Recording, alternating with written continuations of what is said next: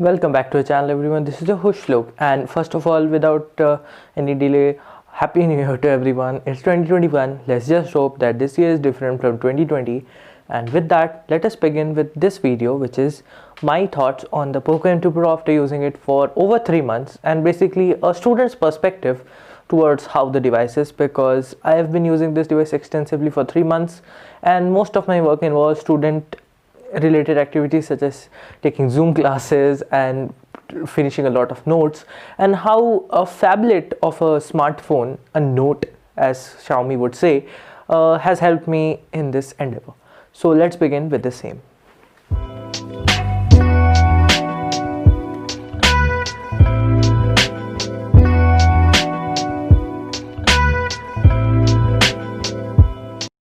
Beginning with the design of the Poco M2 Pro. While the design is not something that will help a student, students do like to flaunt their smartphones, and that is one question that the Poco M2 Pro promises to fill. The device is dual tone back, it promises a very beautiful look, and the glass finish is just a dead cherry on top. One issue though is if you drop the phone, it will shatter more easily than a plastic phone, so that is a minor con of having such a premium feeling design. Talking about the port selection, there is the USB Type-C port, the speaker grills, and the headphone jack. Yippee, Xiaomi did not delete the headphone jack, thank God for that. Towards the top you will find the camera module and the Poco logo in the bottom. The branding is quite subtle, which is something that I really liked. Moving on to the side, you will find the fingerprint sensor acts as the power button, and the volume controls are also on the same side. The other side is left empty, which houses just a SIM card tray. Talking about the display, the Poco M2 Pro's display is something that really helps out a student because it is a massive 6.67-inch FHD plus LCD panel. Yes, no AMOLED, but for the price, I should really not complain. It is quite vibrant as well. There is a water drop. No, technically there isn't a water drop. There is a dot notch, as some might call it, but in reality it's a punch hole display to the top. It is quite nice, but as it is an LCD panel, you will see a slight blackish hue around the camera because in the LCD panel they etched it, and basically you will not find a smooth panel. There will be some discrepancies, but you have to look over that considering you are getting a punch hole display in this price segment. In terms of content consumption, the Poco M2 Pro's display is quite good. In Zoom calls as well, you will see that the massive display is quite helpful, and in taking notes, it is a very good thing that there's a massive display that can handle a lot of content. Over here, I'm playing a video of my friend Naman, who recently dropped a very funny video, so I'll be linking that in the description, check it out. But as you can see here, in lighter conditions, the dot notch, or I shouldn't be calling it dot notch, technically the punch hole is quite easily visible, but yeah. Talking about the performance, I don't game a lot, so the only game I play is Among Us, so that's what I'm showing you guys.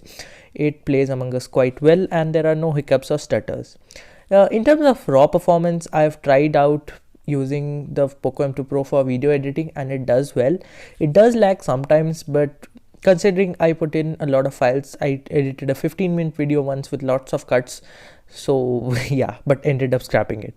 Talk about the software, the device runs on MIUI 12, which is quite refined, and MIUI just gets a bad rap according to me because it is actually quite nice. The device runs Android 10, which is quite nice, but Android 11 would have been liked because the Note 9 Pro, which is basically a Poco M2 Pro without a 33W charger, features the same. Another issue with the Poco M2 Pro is the Android security patch level, which is of September of 2020 in January of 2021. That is not good. UI is quite easy for a student to use because sometimes like stock Android is a bit too basic. The screen recording feature, something that is very useful for a student, is present on the phone, and overall it is quite easy to use and you will not face any hassles. One issue with the UI that I faced is the dark mode, and as a student I would prefer to be away from the charging point as much as possible, and dark mode should help out, but it's actually gray. I won't blame because LCD panel, still Realme does a much better job of the dark mode implementation. In the inside taskbar and stuff, it does well, but outside in the notification shade, it does not bode well. Talk about the battery life. This is the best feature for a student, and that is amazing level of battery life. The Snapdragon 720G processor coupled with the 5020 mAh battery results in the device 5000 technically results in a great battery life. The device can last 11 to 12 hours which is pretty nice.